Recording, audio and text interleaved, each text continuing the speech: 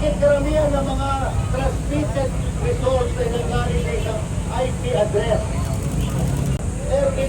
Lord Erwin Garcia, bakit? Eh, nag-iingat siya kasi pa nagpaliwanag siya, mabubuking eh. Kaya no comment na may malaking envelope. Papasok sa opisina, tatanggapin.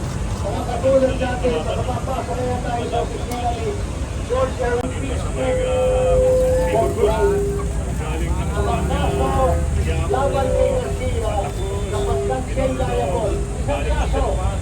Rin, lalo na sa sandaling ito, ng pagmamaneobra ng kadiliman upang magwagi ang mga masasama at walang kakayahan. Ngunit mga makapangyarihan at may salapi at gahaman at ganit pa rin upang ang salapi nila'y lumaki ng lumaki pa. Proteksyon ng karamihan sa aming mga politiko ay inyong labanan sa tulong na rin ng mga mamamayan na nagmamahal sa katotohanan.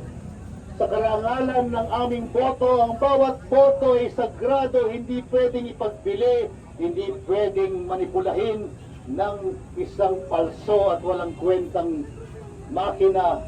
Ang mga ACMs gawa ng biro.